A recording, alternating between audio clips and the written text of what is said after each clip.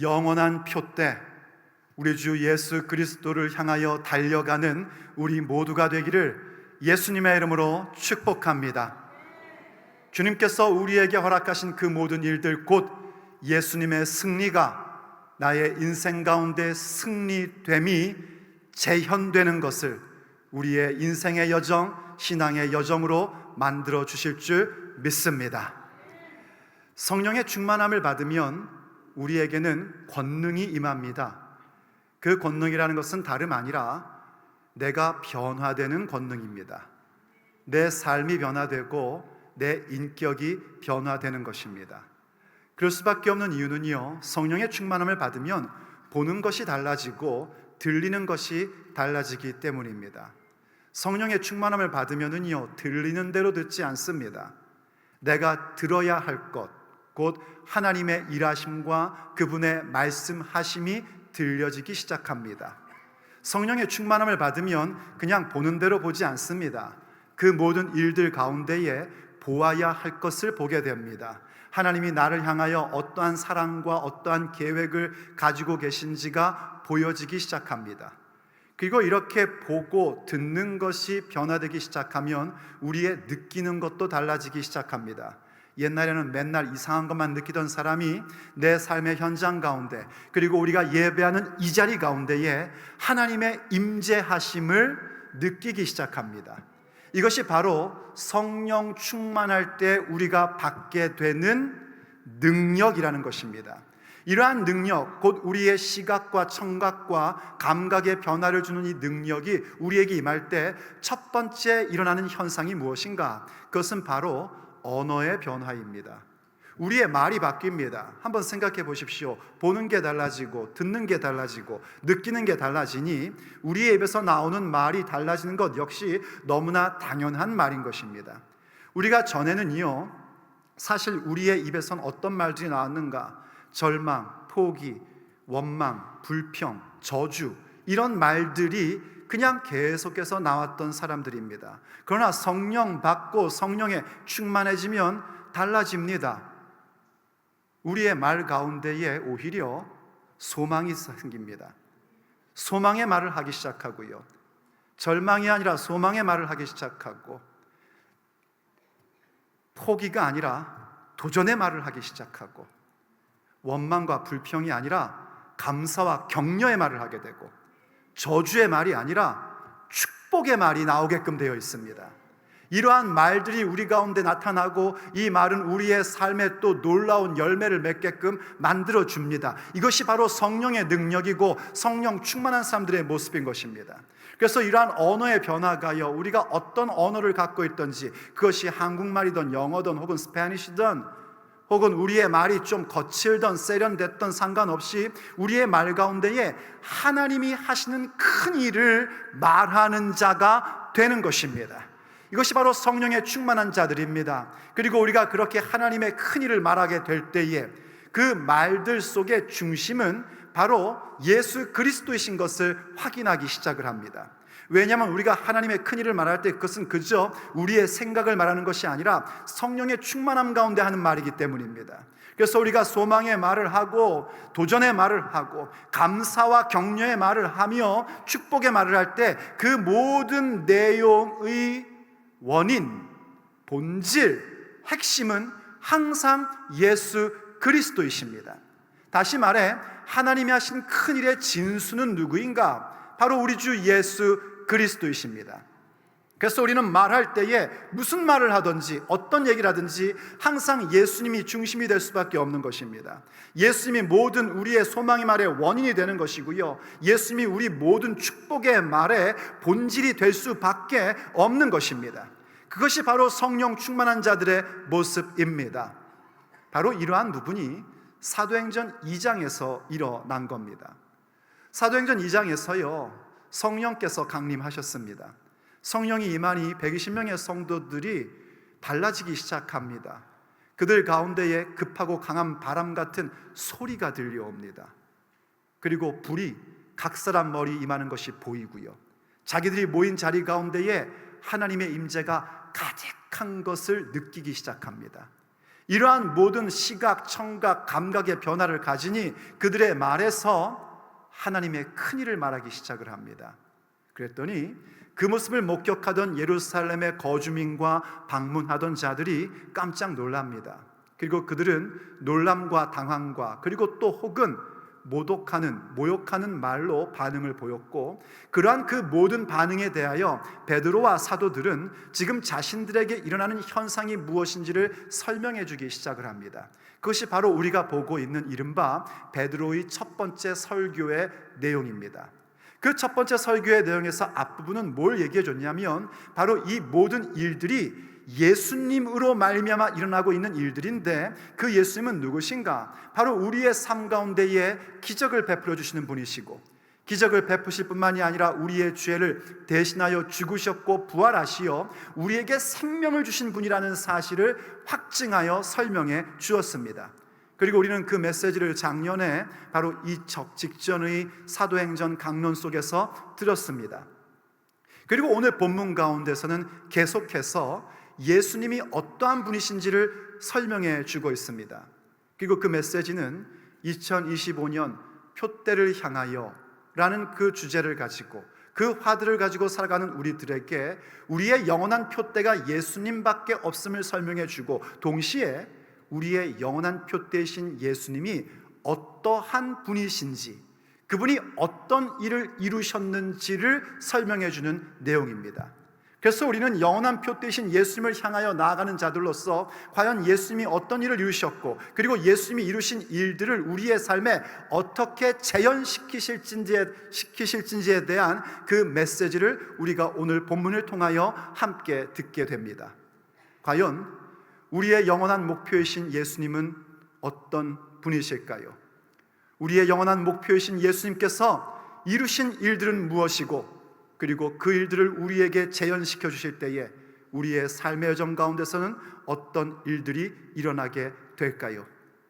오늘 우리가 함께 들으며 우리의 영원한 표대로 삼아야 할 주님의 메시지입니다.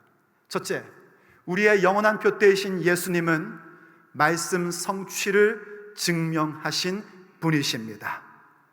예수님의 생애는요, 예수님의 죽음과 부활과 승천과 그 모든 예수님의 생애는 하나님께서 주신 모든 약속의 말씀이 성취되었음을 증명하신 것입니다.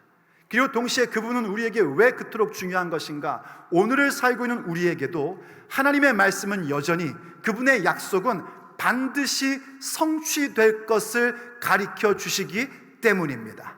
한번 오늘 본문으로 돌아가 보십시오. 오늘 본문 29절에서 이렇게 시작을 했습니다. 형제들아, 내가 조상 다윗에 대하여 담대히 말할 수 있노니 다윗이 죽어 장사되어 그 묘가 오늘까지 우리 중에 있도다. 지금 베드로의 설교가 어떻게 가고 있냐면요, 사실 베드로의 설교는 처음에 어떤 말씀으로 시작했냐면 성령에 대한 약속, 요엘서의 말씀으로 시작을 했고, 성령께서 임하시는 그 사건은 예수님의 사역이 핵심이라는 것을 설명해 줬습니다. 그러면서 시편 16편의 다윗의 시편을 인용하였는데, 그때 다윗이 시편에서 얘기한 게 자기 자신을 향하여 한 이야기가 아니라 다윗 시대 속에서 앞으로 오실 메시아 예수님을 향한 메시지였다는 것을 설명해 주는 내용인 겁니다. 계속해서 보시죠. 이렇게 얘기합니다. 30절, 그는 다윗은 선지자라 하나님이 이미 맹세하사 그 자손 중에서 한 사람을 그 위에 앉게 하리라 하심을 알고 미리 본고로 그리스도의 부활을 말하되 그가 음부에 버림이 되지 않고 그의 육신이 썩임을 당하지 아니하시리라 하더니 이 예수님을 하나님이 살리신지라 우리가 다 이 일의 증인이로다 하고 얘기해 줍니다. 다윗이 한 얘기가 자기 자신을 향하여 가리켜서 한 얘기가 아니라 오실 메시아를 가리켜 한 얘기고, 다윗은 선지자다라고 그렇게 얘기를 해줍니다. 사실 구약 성경 보면 다윗을 가리켜 선지자라고 말한 적은 없습니다. 하지만 여러분, 선지자가 무엇을 의미하는지는 아셔야 됩니다. 선지자라는 단어는 다른 말로 예언자라고도 표현합니다. 그때에 그 예언이라는 단어는 앞니를 맞춘다는 얘기가 아닙니다. 성경의 예언이라는 것은 어떤 의미냐면 하나님의 말씀을 맡았다 하는 것이 예언입니다. 그리고 선지자 예언자란 뭔가? 하나님께서 그 말씀을 맡기셔서 선포하게 하는 자가 예언자입니다.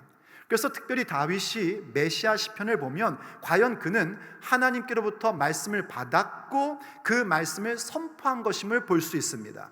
그래서 예수님 시대 당시에는요, 다윗을 가리켜 선지자라고 생각하는 것이 유대인들의 일반적인 상식과 같은 표현이었습니다.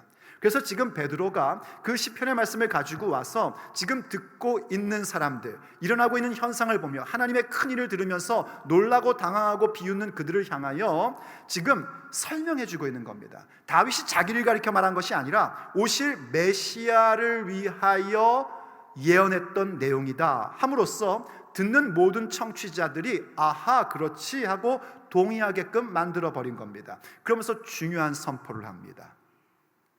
이 예수님을 하나님이 살리셨다. 죽은 자 가운데서 그분을 살리셨고 우리는 그 일의 증인들이다. 이 얘기를 하고 있는 겁니다. 그때에 예수님께서 부활하셨다라는 부분, 이 부분은 우리가 이미 들었던 부분이고요, 우리가 이미 메시지로 받았었습니다. 오늘 우리가 이 부분, 바로 그 부활에 대한 말씀을 해주는 것에서 살펴볼 건 뭐냐면 이 예수님의 부활이 그냥 갑자기 생긴 사건이 아니라는 것입니다. 이미 하나님께서 구약 성경 가운데 곧 기록된 말씀 가운데에 약속해 주신 말씀이었고 그 말씀은 하나도 빠짐없이 예수님의 생애와 죽음과 부활 가운데서 완벽하게 성취되었다. 이걸 봐야 된단 말입니다. 그래서 예수님이라는 분은 어떤 분이신가? 우리의 목표 되신 예수님은 어떤 분이신가? 바로 하나님의 말씀, 하나님의 약속은 성취된다는 것을 그분의 생애 속에서 증명하신 분입니다. 그분이 우리의 영원한 표대입니다.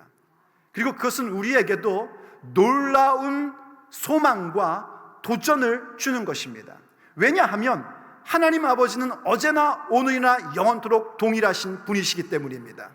과연 바로 그렇게 예수님의 생애 가운데 예수님을 향한 모든 약속의 말씀을 성취하신 하나님이실진데, 그렇다면 오늘 우리에게 주고 계신 하나님의 말씀도, 오늘 나에게 허락하신 약속의 말씀도 반드시 성취되기 때문입니다.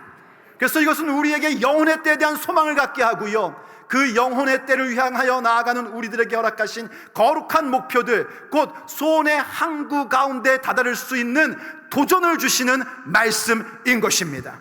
여러분 기억하십시오. 하나님의 말씀은 단 한마디도 헛되이 하나님께로 돌아가는 법이 없습니다. 그분의 약속은 언제나 반드시 성취됩니다. 우린 자꾸 생각하죠. 하나님 말씀 이루어지나?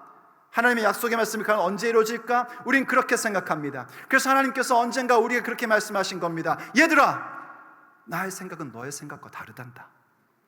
나의 길은 너의 길과 다르단다. 나의 방법, 니네 방법과 다르다. 하늘이 땅에서 높음같이 나의 생각, 나의 길, 나의 방법은 너희들 것보다 높도다, 위대하다. 그렇게 말씀하십니다.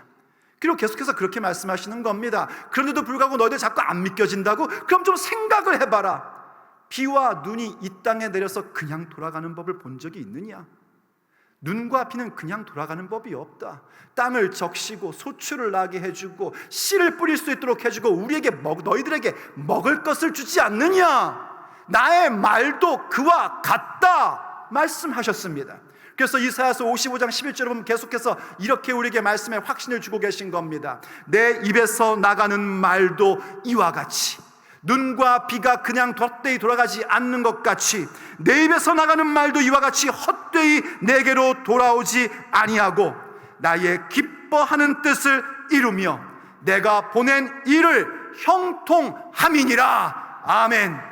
하나님께서 보내신 일에 형통함을 베풀어 주십니다. 다른 말로 하면은요, 하나님께서 계획하신 일, 하나님이 이루시기로 하신 일, 내게 약속을 주신 말씀이 성공된다는 것입니다. 그것이 하나님의 말씀의 능력입니다. 예수님의 생애가 그렇게 아버지의 말씀, 아버지의 약속이 성취된 것을 증명하신 같이 우리의 인생 가운데서도 영원한 표 대신 예수님을 향하여 나아갈 때마다 하나님이 하신 모든 약속의 말씀, 그분이 주신 모든 말씀은 우리의 인생 가운데 반드시 성취되는 것입니다. 그러므로 말씀을 따르십시오. 그러므로 내 방법, 내 생각이 아니라 하나님의 말씀, 하나님의 방법, 하나님의 생각을 선택하며 영원한 표대를 향하여 나아가십시오. 주님이 내게 주신 말씀은 결단코 헛되이 주께로 돌아가지 않습니다. 그분이 약속하신 일들을 성공으로 이루어 내십니다. 그리고 그 일을 위해서 주님께서는 우리의 가장 핵심적이고 근본적이고 완성적인 일들을 이루어 주셨습니다. 그것은 바로 우리에게 성령 세례를 베푸신 사실입니다. 그러므로 두 번째, 우리의 영원한 표 되신 예수님은 어떤 분이신가? 바로 성령을 부어주시는 분, 성령 세례를 부어주시는 분이십니다. 여러분, 우리가 이렇게 주 앞에 예배하며 찬양하는 사람으로서요, 우리가 말씀대로 살고 싶은 게 열망 아닙니까? 그치요? 혹시 여러분 가운데 나는 죽어도 주님 말씀대로 안 살리라, 이런 분들이 여기 계시지는 않을 거라고 생각합니다. 부족하고 연약해도, 맨날 실수투성이라도, 맨날 과락을 받아도 그래도 하나님 말씀대로 살고 싶을 겁니다. 왜냐하면 우리는 알기 때문입니다. 하나님의 말씀의 능력이 어떤 것인지 알고 있고 그 약속의 말씀이 성취될 때 우리의 삶에 어떤 역사가 일어나는 걸 알고 있기 때문에 우린 정말 말씀을 따르고 싶습니다. 그런데 아시다시피 그게 우리의 능력이나 우리에게 주어진 환경으로 이루어지질 않습니다. 그것은 오직 성령님으로 이루어집니다. 우리가 성령 세례 받고 성령의 충만함을 받을 때에 그 말씀 성취의 역사가 우리의 인생 가운데 나타납니다. 성령 충만 받을 때 우리는 비로소 영원한 표 되신 예수님을 향하여 전진해 나가는 삶을 가질 수 있는 것입니다. 그래서 오늘 본문 중에서 굉장히 중요한 말씀을 33절에서 이렇게 말씀해 주고 있습니다. 한번 33절을 보십시오. 하나님이 오른손으로 예수님을 높이심에, 어떻게 높이셨냐면 예수님의 죽으심과 부활 이후입니다. 앞에서 분명히 그 이야기를 해줬습니다. 예수님의 죽으심과 부활 이후 하나님이 오른손으로 예수님을 높이심에, 예수님께서 약속하신 성령을 아버지께 받아서 너희가 보고 듣는 이것을 부어 주셨느니라 하고 선언해주고 있는 겁니다. 지금 이렇게 놀라운 일들, 하나님의 그 큰일, 위대한 일들 말함을 듣는 이 모든 유대인들에게 얘기해 주는 겁니다. 지금 너희들이 보고 있는 것이 무엇인가? 바로 우리가 성령 충만함을 받아서, 약속하신 성령을 받아서 이루어진 것인데, 그 성령은 어떻게 우리에게 임했는가? 바로 예수님께서 십자가에서 죽으시고 부활하심으로 말미암아 아버지께 받아서 우리에게 지금 부어주신 것이다 하고 이야기하는 겁니다. 여러분 아십니까? 예수님은 성령으로 세례를 베푸시는 분이십니다. 누가 성령 세례 줄 수 있습니까? 목사가 줍니까? 천만의 말씀입니다. 누구도 성령 세례 줄 수 없습니다. 오직 예수님만이 우리에게 성령으로 세례를 베풀어 주십니다. 성령 받으셔야 됩니다. 말씀의 성취를 여러분의 인생의 현실 가운데 경험하고 싶다면요, 성령 받는 자 되어야 됩니다.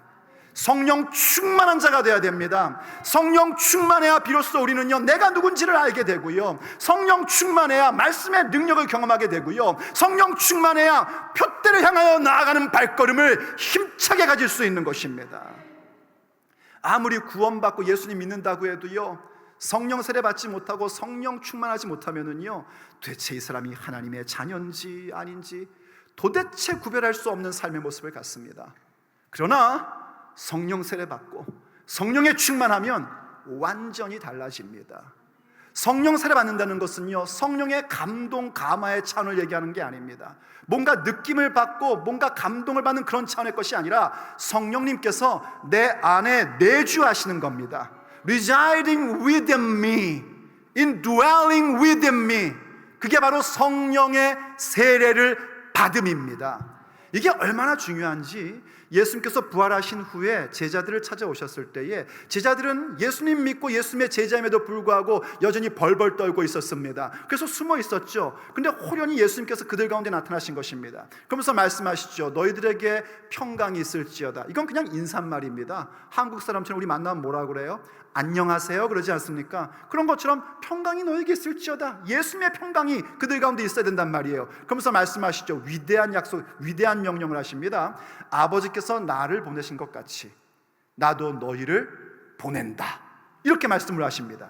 그러시면서 바로 주님께서 주신 사명과 이 성령의 부분이 얼마나 직결되어 있는 것을 알려주고자 요한복음 20장 22절을 보면요, 계속해서 이렇게 기록해주고 있습니다. 요한복음 20장 22절 말씀입니다. 이 말씀을 하시고 아버지께서 나를 보내신 것 같이 내가 너희도 보낸다 라고 말씀하시고 그들을 향하사 숨을 내쉬며 이르시되 성령을 받으라. 너희가 누구의 죄든지 사하면 사여질 것이요 누구의 죄든지 그대로 두면 그대로 있으리라 하시니라.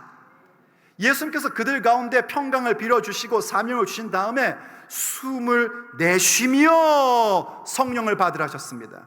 이때 숨을 내쉬는 장면은요, 어떤 모습과 똑같은 거냐면 창세기에서 하나님께서 흙으로 사람을 빚으사 그 코에 생기를 불어넣으신 것과 똑같은 행위입니다. 다시 말해 우리가 성령 받는다는 건 뭘 얘기하는 것인가? 바로 예수님이 이루시는 새 창조 가운데로 들어오는 역사인 것입니다. 그래서 우리에게 성령 받으라고 말씀하신 거예요. 이 사람들 안 믿는 사람 아닙니다. 예수님 믿는 자들입니다. 예수님 따르는 제자들입니다. 그러한 자들에게 주님께서 성령을 받으라 숨을 내쉬며 말씀하신 것입니다. 그럴 때 그들에게 놀라운 권세가 주어집니다. 그 권세가 무엇이냐면요, 죄사함의 권세를 주신단 말이에요. 누구든지 우리가 죄를 용서함을 받고 그냥 내버려두면 그 죄사함 가운데 들어오지 못하는 역사가 일어난단 말입니다. 여러분, 죄사함의 권세라는 것은 우리 게 아닙니다. 죄사함의 권세는 오직 예수님의 권세입니다. 그런데 어떻게 우리에게 그 권세가 있는가? 그것은 바로 왕의 대사로서 받는 권세입니다. 왕의 대사 아십니까? Ambassador. 왕의 대사, 왕의 메신저로 받는 권세인 겁니다. 그래서 우리는 이 세상 가운데 나가 무엇을 하는가? 이 죄사함의 복음을 대범하게 전할 수 있게 된 겁니다. 왜냐하면 우리는 성령 받은 자이기에, 성령에 충만한 자들이기에 하나님 말씀은 반드시 이루어진다는 사실을 경험했고 목격했고 그리고 또 믿기 때문에 우리의 삶의 자리 가운데 나아가서 그 어떠한 사람들에게도 죄사함의 권세를 대범하게 전하는 자들로 세워지는 것입니다. 베드로처럼 말입니다. 사실 베드로는요, 자기 확신 가운데 있던 사람이었습니다. 주님이 어디를 가든지 죽을 때까지 전 따라갈 걸, 그건 자기 확신이었죠. 그러나 성령 받고 나서요, 자기 확신에서 하나님의 확신으로 바뀌어졌었습니다. 비겁한 자가요, 용감한 자가 되었고 배신자가 충성된 자가 된 것입니다. 성령 세례받고 성령에 충만하다는 것은요, 내 삶에 그런 변화를 주는 것입니다. 그래서 성령과 함께 할 때 항상 우리는 무엇을 하게 되냐면 내가 어떤 존재인지를 깨닫게 되고 그 대범한 모습으로 변화된 인생을 걸어가게 되는 겁니다. 왜 로마서 8장에도 우리에게 가르쳐준 것이 있지 않습니까? 성령께서는 우리의 영과 더불어 우리가 하나님의 증인인 것을 확증하시나니, 성령님만이 우리의 영과 더불어 우리가 하나님의 자녀인 것을 확증해 주십니다. 그래서 성령님과 함께 하셔야 된단 말이에요. 날마다 성령님을 구하셔야 되는 겁니다. 성령님이 함께 하시지 않으면요, 예수님 믿는다고 고백했는데도 전혀 믿지 않는 사람처럼 산다니까요. 그러나 성령 충만을 받으면요, 내가 어느 곳에 있든지 어떤 일을 만나든지 성령님께서 확증해 주십니다. 나는 하나님의 자녀다. 나는 왕의 메신저다. 나는 왕의 대사다. 이걸 확신 있게 해줍니다. 그러면서 알게 해줍니다. 나는 그리스도와 함께한 상속자다. 상속자가 뭔지 아십니까? 상속자가 잘 모르겠으면 그거 생각하시면 됩니다. 재벌 상속자. 확 와닿죠? 우리는 하늘의 상속자입니다. 그래서 그리스도와 함께 영광을 받는 자들이란 말입니다. 그리고 동시에 하늘의 상속자로서 영원한 표 되신 예수님을 향하여 달려가는 인생의 여정이기에 그리스도와 함께 고난도 기꺼이 받는 자가 됩니다. 그러나 그 고난 받을 때 우리는 낙심하지 않습니다.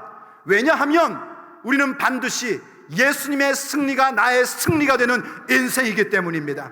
우리 예수님이 이미 승리하신 표대라는 사실을 알기에 우린 예수님과 함께 받는 고난 가운데서도 낙심하지 아니하고 우리가 그리스도와 함께 영광을 받을 하늘의 상속자라는 사실을 알고 표대를 향하여 나아가는 자가 됩니다. 그래서 세 번째, 우리 예수님은 어떤 분이신가? 영원한 표대이신 이 예수님은 영원한 주로 승리하신 분이십니다. 할렐루야! 여러분, 예수님이 우리의 영원한 표대가 되실 이유는요, 아주 단순합니다.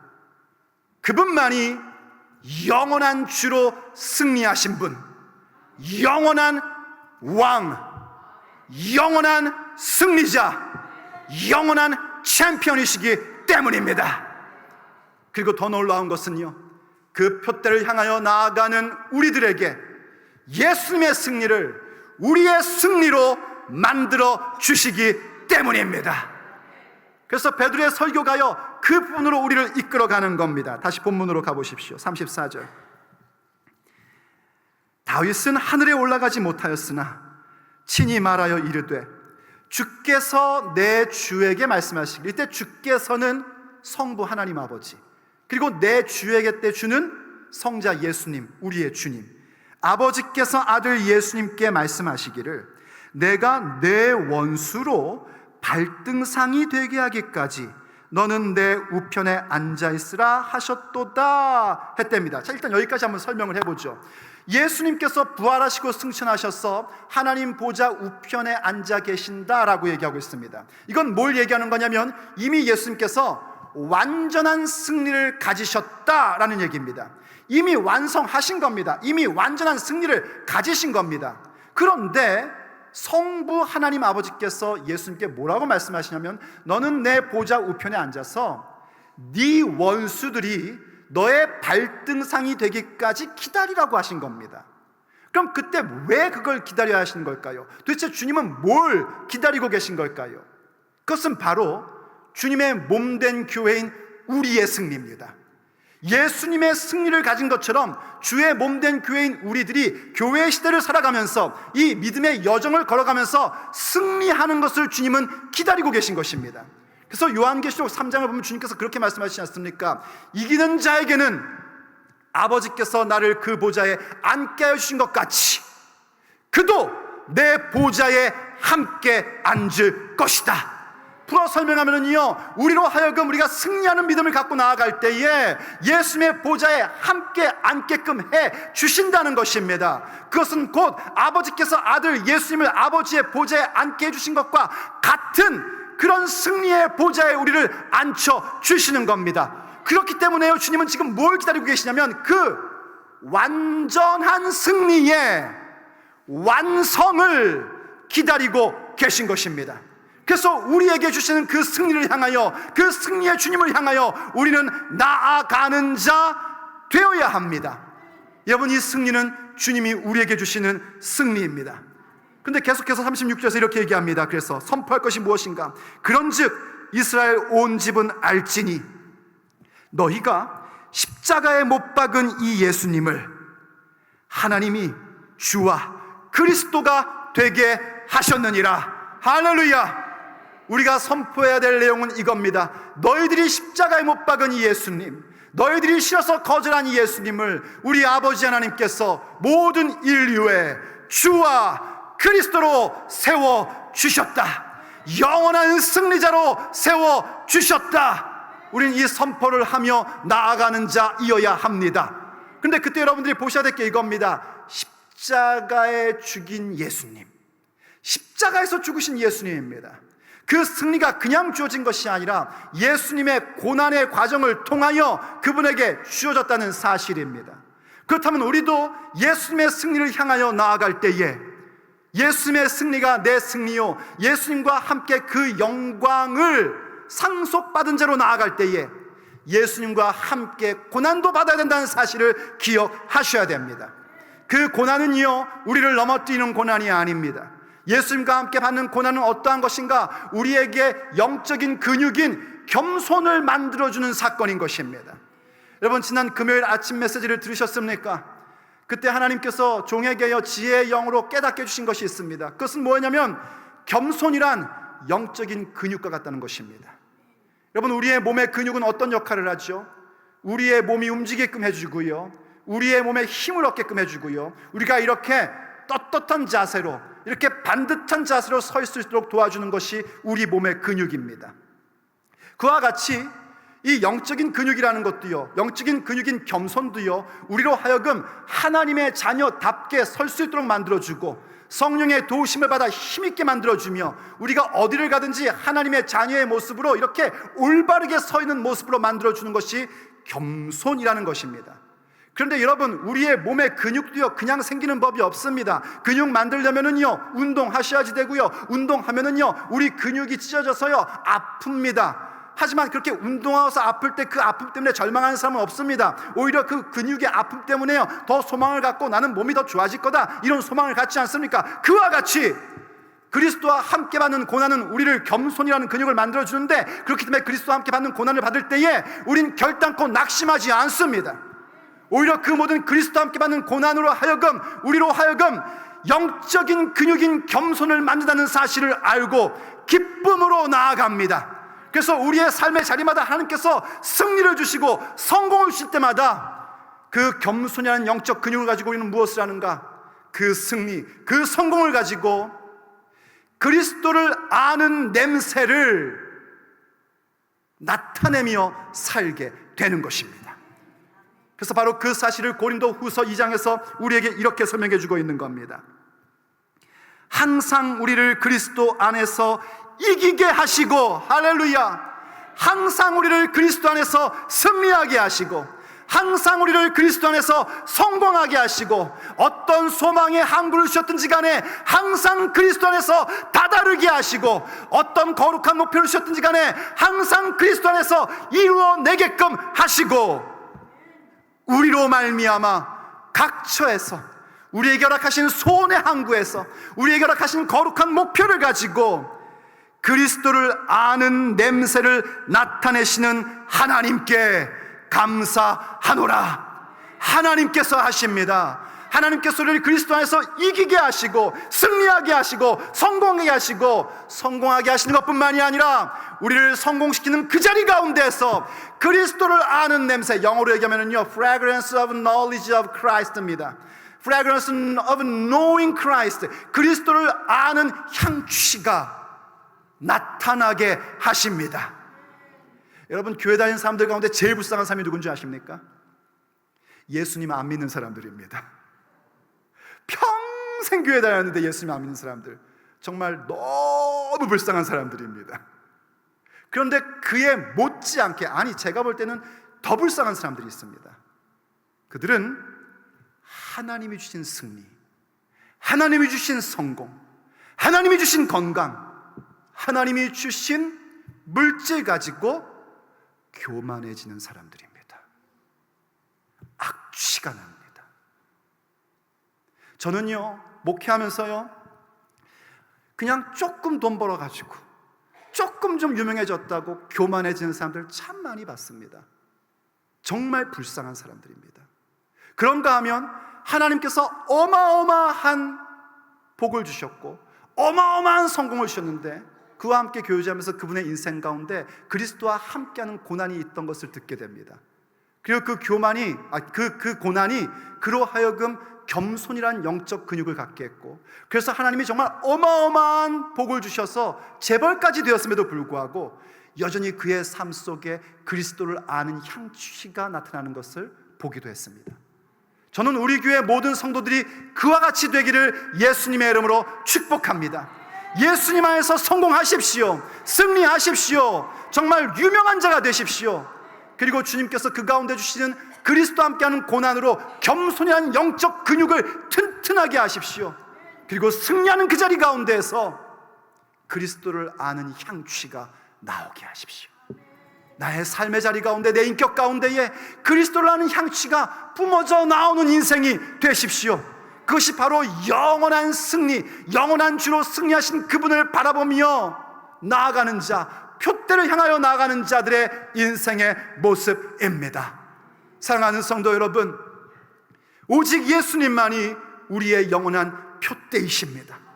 그분을 향하여 달려가십시오.